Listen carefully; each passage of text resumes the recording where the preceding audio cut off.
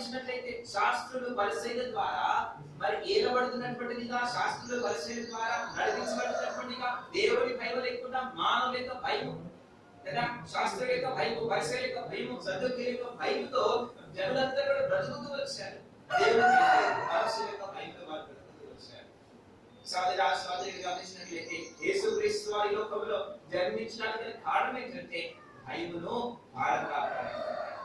నీకు నేను కూడా పాపం చేసినటువంటి వాడిగా దేవుని వాక్యంలో గమనించినట్లయితే నీకు నేను బైబిల్ రాసిన పత్రిక 2వ అధ్యాయం 14వ వచనంలో గమనించినట్లయితే ఎక్కడున్నా మనము మరణ భయము క్రింద, మరణ భయం యొక్క దాసత్వంలో మనము చదవండి. బైబిల్ రాసిన పత్రిక 2వ అధ్యాయం 14వ వచనము చదవండి. కాబట్టి పిల్లలు రక్త మాంసములు కలవాయినందున మరణం యొక్క బలము గలవాడిని అనగా అపవాదిని మరణము ద్వారా నశింప చేయుటకు జీవిత కాలమంతయు ఏ భయం అంటే మరణ భయము చేత సోదరి ఎక్కడున్నామంటే మరణ భయంలో బ్రతుకుతూ ఉంటున్నా. నువ్వు చేసినటువంటి పాపము, నేను చేసినటువంటి పాపము దేనికి దారితీస్తుందంటే మరణములకు దారితీసింది. ఆదాము సృష్టించబడినప్పుడు మరణించడానికి సృష్టించబడాలి కదా, మరణించడానికి కాదు. దేవుడు తనను మరి ఆ యొక్క మరణంతో అప్పగించడానికి సృష్టించిన. అయితే ఏనాడైతే పాపం చేసినాడో, ఏనాడైతే దేవుని నుంచి దూరం అయిపోయినాడో ఆ దినమని ఏమంటాడంటే నీ మట్టిలో నుంచి తీయబడినావు కనుక నీవు మట్టిలోని కలిసిపోతావు. అప్పటి వరకు లేదు ఆ యొక్క ప్రణాళిక, అప్పటి వరకు లేదు దేవుని ఉద్దేశము. పాపం ఏ కలుగు చేసిందంటే మరణకు దారి తీసింది. ఆ యొక్క మరణం యొక్క భయము మన యొక్క జీవితాలను ఏరుతున్నట్లుగా మనం సాగుతున్నాం.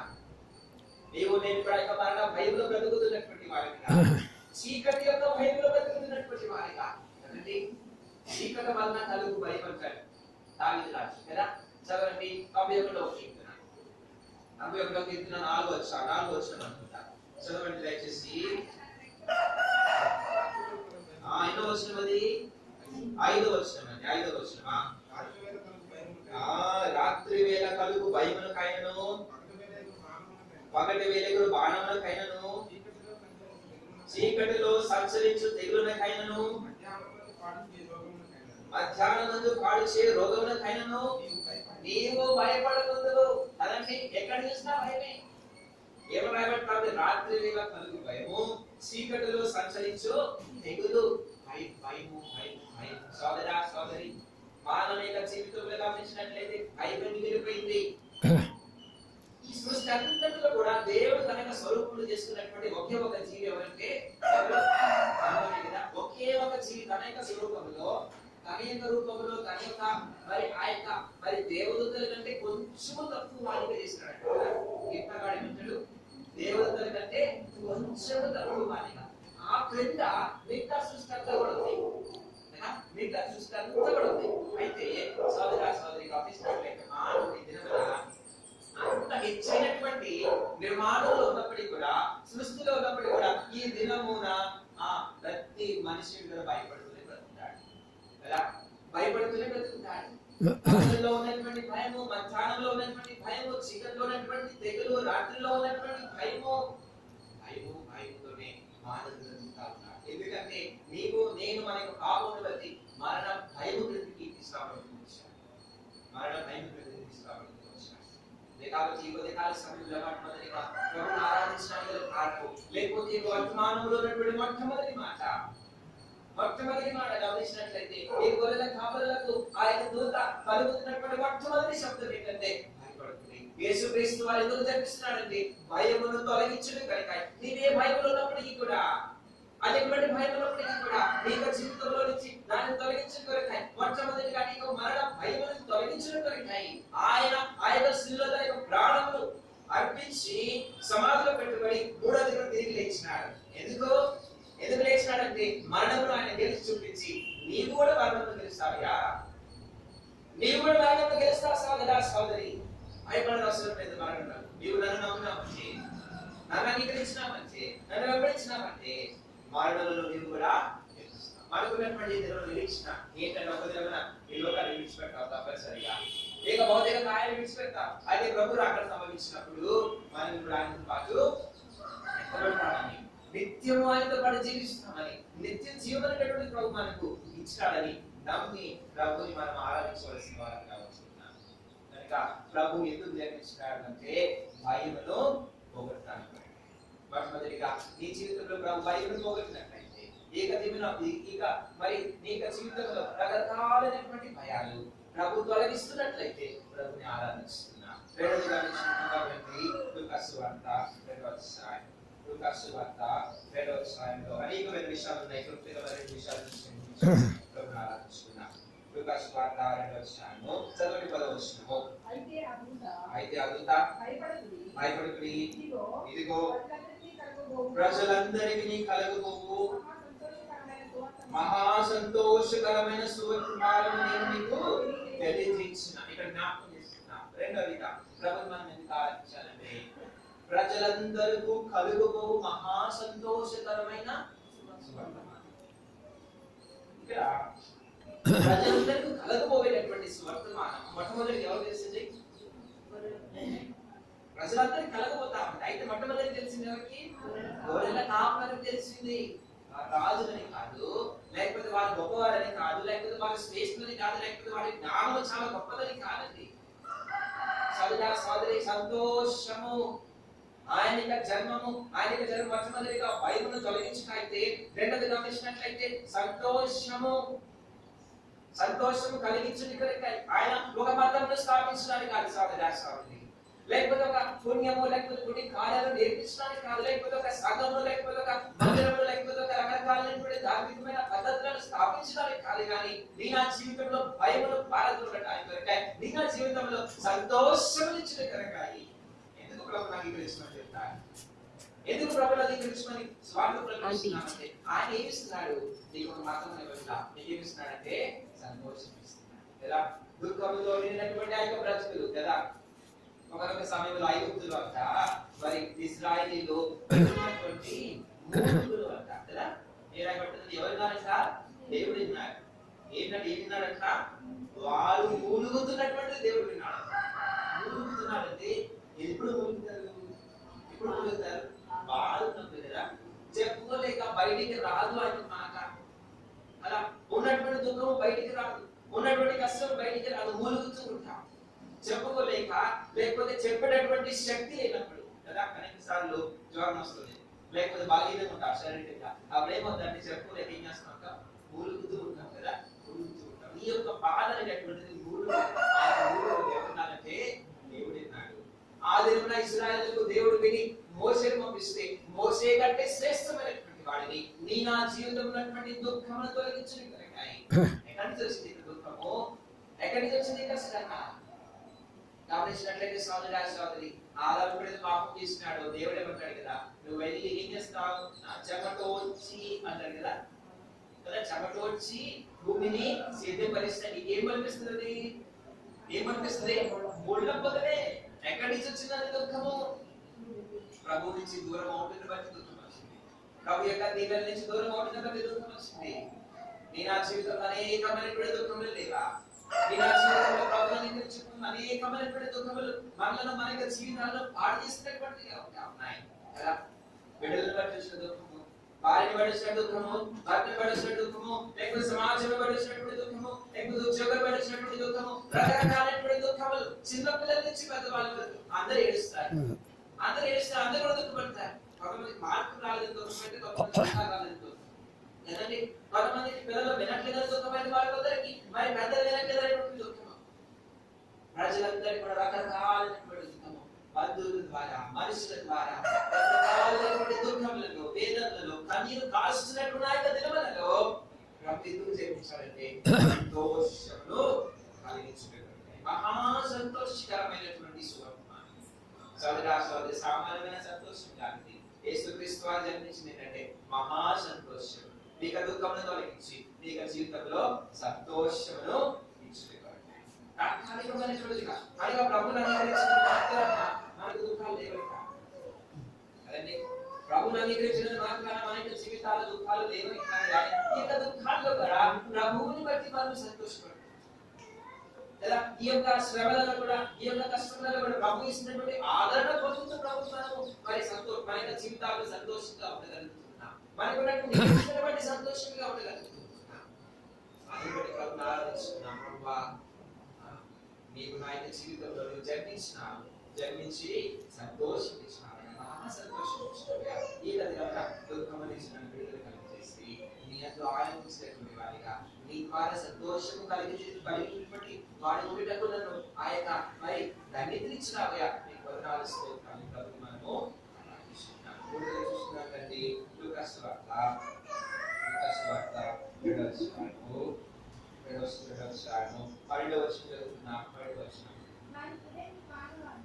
దానికి ఇదే అసలు పైన చదవడం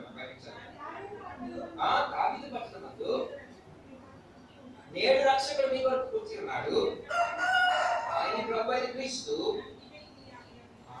దానికి ఇదే మీకు ఆనవాలు చదవగా ఒక శిశువు పొత్తి గుడ్డలతో చుట్టబడి ఒక దొడ్డిలో పండుకొని మీరు చూచెదరని వారితో వచ్చింది. ఇక్కడ గమనించినట్లయితే శ్రేష్టమైనటువంటి మరొక మాటను మనం చూస్తున్నాం. ఏమంటున్నాడంటే రక్షకుడైనటువంటి ప్రభు మీ కొరకై నేడే జన్మించాను అతను చెప్పి మానేలా ఏమిస్తున్నాడు, ఏం చెప్తున్నా, దానికి ఇదే నీకు ఆనవాళ్ళు అంటున్నాడు. ఒక సైన్ కదా. సోదరు ఇప్పుడు వెళ్ళాలి. దేవుడు చెప్పినాడు, లేకపోతే ప్రభు దూత ప్రత్యక్షమై చెప్తా వచ్చింది మహా సంతోషకరమైనటువంటి కదా. లేకపోతే అక్కడ రక్షకుడు చెప్పించాడని చెప్పేసి వదిలేసి వెళ్ళరా. ఏం చెప్తా ఉన్నది, దానికి ఇదే నీకు ఆనవాళ్ళు అని చెప్తా ఉన్నది కదా. ఆనవాళ్ళు లేకపోతే పాపం కదా. వాళ్ళు తెలియనటువంటి వాళ్ళు జ్ఞానులు కాదు. వాళ్ళు జ్ఞానులైతే ఆయన నక్షత్రాన్ని చూసుకుంటూ వెళ్ళారంట. జ్ఞానులైతే ఆయన నక్షత్రాన్ని గమనిస్తూ చూసుకుంటూ వెళ్ళి దాన్ని పరిశీలించుకుంటూ చూసుకుంటారు. ఎక్కడికి వెళ్ళింది, ఎక్కడ పోతున్నారు పోయినారంట. మరి శాస్త్రాలను గమనించారంట. మరి ప్రభుని మరి గమనించుకుంటూ వచ్చారు, ప్రభుని మరి కనుగొంటూ వచ్చారు. వీరికి ఎవరు, వీరెవరండి? కారణాలు సామాన్యులు, చిన్నవారండి. వారికి ఏం తెలియదు. అర్థకాలటువంటి పరిస్థితులలో ఆ యొక్క ప్రభు దూత అంటున్నాడు కదా, ఏం చేయాలి? నువ్వు నాకు వర్తమానం చెప్తున్నావు కదా, ఈ వర్తమానం ద్వారా నేనేం చేయాలి? ఏం చేయాలి? దానికి ఇదే నీకు ప్రభు జన్మించింది ఏం కొరకే అంటే నీకు నాకు ఒక ఆనవాళ్ళు ఇవ్వడానికి కొరకాయి. ఆనవాళ్ళంటే ఒక సైన్ కదా, ఒక గుర్తు, ఒక దిక్కు, ఒక మార్గదర్శనము. అలాగే మార్గదర్శనం ప్రభు జన్మించింది ఎందుకంటే అయ్యా నువ్వు ఏ మార్గంలో నడవాలో, నీకు గమ్య స్థానం ఏంటిదో తెలియపరచుని కొరకాయి ప్రభు జన్మించినాడు. ఏ మార్గంలో నడవాలి? రకరకాలైనటువంటి మార్గాలు ఉన్నాయి. మంచి మార్గం ఉంది, చెడు మార్గం ఉంది. కొంతమంది అంగీకరించినటువంటి మార్గం ఉంది, కొంతమంది అంగీకరించినటువంటి మార్గం ఉంది. ఏ మార్గం నడవాలి? ఏ మార్గం అయితే జీవితం నడిపిస్తుంది, ఎక్కడ నడిపిస్తుంది, నా గమ్యస్థానం ఏంటి, గమ్యస్థానం ఏంటో తెలియనటువంటి పరిస్థితులను మనం బ్రతుకుతున్నప్పుడు ప్రభు జన్మించింది దేవుని కొరకు ఒక ఆనవాలు నీకు జీవితంలో ఒక దిక్కు నీకు చూపించదు. ఇక్కడ గమనించినట్లయితే మరి దూత ఒక ఆనవాలు పొత్తి గుడ్డలలో ఒక శిశువు చుట్టబడ్డవాడిగా యేసుక్రీస్తు వారికి మార్గదర్శనం చేస్తా ఉంది. యేసుక్రీస్తు వారికి నడిపించినటువంటి అనుభవంలో ఒక ఆనవాళ్ళు వారికి చూపిస్తున్నట్లుగా మనం చూస్తున్నాం. అడవలి సహోదరి పౌలు అంటాడు కదా, ఏమంటాడు? విశ్వాసమైన యేసు వైపు చూచుచు మరుగు ప్రజల్లో మనం ఏం చేస్తా ఉన్నాం? పరిగెడుతూ ఉన్నాం. ఏక దినములలో ప్రభువు జన్మించిన బట్టి మన యొక్క జీవితంలో ఒక ఆనవాళ్ళు, మన యొక్క జీవితంలో ఒక దిక్కు, మన యొక్క జీవితంలో ఒక గమ్యమైనటువంటి ఈ లోకంలో సైతానిక అధికారంలో బ్రతుకుతూ, సైతాన్ యొక్క శక్తి కింద మనం బ్రతుకుతూ, ఏ మాత్రం కూడా సొంత మరి సొంత ఆలోచన లేనటువంటి వారిగా, లేకపోతే స్వశక్తి లేనటువంటి వారిగా, బలహీనులుగా ఆ యొక్క భూమిని ఏం చెప్తే చేసినటువంటి బ్రతుకులు, శత్రువు ఏం చెప్తే చేసినటువంటి బ్రతుకులు. అటువంటి సమయంలో ఒక దూత ప్రత్యక్షమై ఏం చేస్తామని ఒక ఆనవాళ్ళు చూస్తున్నామని నేను ఆ జీవితంలో కూడా సోదరి ఒక ఆనవాళ్ళు ఇచ్చినాడు, ఒక దిగులు ఇచ్చినాడు, దేవుని వాక్యం ఇచ్చినాడు, ఏం నడవాలో మనకి బోధిస్తున్నాడు, తెలియపరుస్తున్నాడు. పరిశుద్ధాత్మ దేవుడు మనకి ఇచ్చినాడు, పరిశుద్ధాత్మ దేవుడు మనకి ఇచ్చినాడు. ఏం చేయాలా? తోచినటువంటి సమయంలో పరిశుద్ధాత్మ దేవుడు మనకి బోధిస్తా వచ్చినాడు. ఎడుకోవాలా, ఏం చేయాలా? వాక్యం మనకి వాగ్దానం ఇస్తా ఉన్నది, వాక్యం మనకి సూచిస్తా ఉన్నది. ఎవరికి లేనటువంటి గొప్పదని నా చేతిలో దేవుడు ఇచ్చినాడు. ఆరాధించి ప్రభువా నాకు ఆహ్వానం ఇచ్చినావా, నాకు ప్రతిఫలించినావా, నేను అడగగలిగేటటువంటి వారిని రక్షిస్తున్నావా. ప్రభువానికి స్తోత్రాలు. ప్రభు యేసుక్రీస్తు వారి లోకంలో జన్మించింది మతాన్ని స్థాపించడానికి కాదు, కానీ ఆహ్వానించినట్లుగా ఒక మార్పులను చివరి ఒక మాట ముగిస్తున్నా 14వ వచనంలో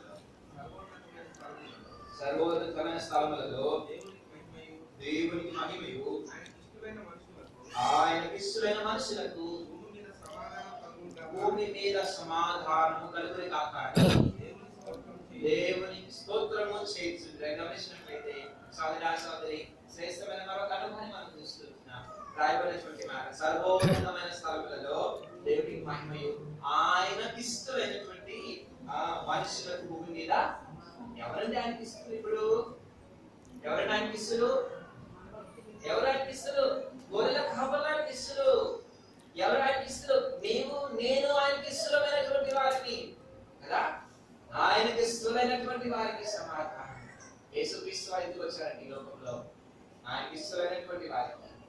మనం ఆయన ఇష్టపడినప్పటికీ కూడా, ఆయన గురించి ఎన్నిసార్లు మనకి బోధించబడినప్పటికీ, ఎన్నిసార్లు మనకి తెలియపరచబడినప్పటికీ, ఎన్నిసార్లు మనకి ఆయన వాక్యం మనకి హృదయం తలుపులను దాటినప్పటికీ వద్దు నాకు చేయకున్నటువంటి మనలను ఆయన ఇష్టపడినాడు. ఇష్టపడి మనకి ఇచ్చినాడంటే ఏమిచ్చినాడు? సమాధానం ఇచ్చినాడు. సమాధానం లేనటువంటి ఆయన జీవలవి సామ్రాజ్య క్రింద బ్రతుకు సమాధానం లేనటువంటి బ్రతుకులలో ఆయన సమాధానం ఇచ్చిపోయాడు. నేను నా జీవితంలో సమాధానం పోగొట్టుకున్నా, దేవుడితో సమాధానం పోగొట్టుకున్నా, మనుషులతో సమాధానం పోగొట్టుకున్నా. ఎక్కడ చూసినా అల్లకల్లోలనే, ఎక్కడ చూసినా తగాదాలే, ఎక్కడ చూసినా మరి గందరగోళం, ఎక్కడ చూసినా సరే కలవరమే. ఈ దినములు బ్రతుకులా దేశాల మధ్యలో సమాధానం లేదు, రాష్ట్రాల మధ్యలో సమాధానం లేదు, కుటుంబాలలో సమాధానం లేదు, సమాజంలో సమాధానం లేదు. యేసుక్రీస్తు వారు ఎందుకు వచ్చారంటే మతాన్ని స్థాపించడానికి కాదు, సమాధానం ఇచ్చడానికి వచ్చినాడు. ఉదయకాల సమయంలో నా జీవితంలో ప్రభు సమాధానం ఇచ్చినాడు. నన్ను నీకు ఇస్త్రీగా తీసుకున్నావు, నేను ఇష్టపడలేదయ్యా, నేను వద్దనుకున్నా. అనేక సార్లు నీకు వాక్యాన్ని దర్శించినప్పటికీ, నీకు దూత నీకు సేవలను దర్శించినప్పటికీ వద్దనుకున్నా, చీయలుకున్నా, తిరస్కరించాను, దృఢీకరించాను. అయినప్పటికీ చదవరు వెంటాడినా ఈ యొక్క సువర్తమానం నాకు తెలియపరుచున్నా. నా యొక్క జీవితంలో సమాధానం ఇచ్చినావయ్యా, నీకు వందనాలు స్తోత్రాలని ప్రభువుని ఆరాధించాను. గమనించినట్లయితే చివరిగా 20వ వచనంలో చూస్తున్నాం కదా, ఏం చదువుతున్నాం? చదువుతున్నామమ్మా 20వ వచనం. అంతటా ఆ గొర్రెల కాపరులు తాముతో చెప్పబడినట్టుగా తాము విన్న వాటిని కన్న వాటిని గురించి దేవుడిని మహిమపరచుచు స్తోత్రం చేయించు తిరిగి వెళ్ళింది. 14వ వచనంలో చివరిలో గమనించినట్టు రాయబడింది, చివరి భాగంలో దేవునికి స్తోత్రము చేయించునేను.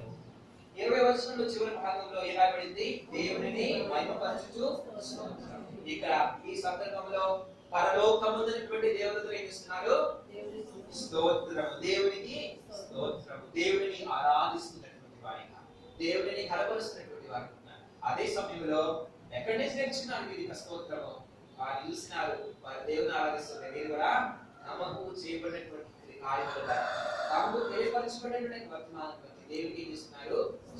ప్రభుని ఆరాధిస్తున్నారు. జ్ఞాపకం ఒక్కడే కాదు ఆరాధిస్తుంది, ఎప్పుడో ఉన్నటువంటి మరి బిడ్డలు మాత్రమే కాదు ఆరాధిస్తుంది. అరగంటలో చేస్తున్నటువంటి, లేకపోతే గంటలో చేస్తున్నటువంటి ఆరాధన మాత్రమే కాదు. ఎవరితో ఆరాధిస్తున్నామంటే, ఎవరితో ఆరాధిస్తున్నాం? దేవుడి దొరకతో ఆరాధిస్తున్నావు. జ్ఞాపకం ఎంత గొప్ప ఆతిథ్యతని ఈ దినమున, ఈ క్షణమున పరలోకమందు దేవుడు దేవతల ద్వారా ఆరాధించబడుతున్నప్పుడు నీవు నేను కూడా ప్రభుని ఏం చేస్తున్నా? ఏం చేయబోతున్నా? ఆరాధించబోతున్నా. నిజంగా నీ యొక్క జీవితంలో యేసుక్రీస్తు వారు జరిపించినట్లయితే, నీ యొక్క జీవితంలో బైబిల్ పారద్రోలినట్లయితే, నీ యొక్క జీవితంలో ప్రభువు సమాధానం ఇచ్చినట్లయితే, నీ యొక్క జీవితంలో ప్రభు సంతోషం ఇచ్చినట్లయితే, ప్రభు నిన్ను ఇష్టడిగా ప్రభు చేసుకున్నట్లయితే, ప్రభు హృదయ ప్రభుని మనకు ఆరాధించి మహిమపరిచి దేవుడి వాక్యం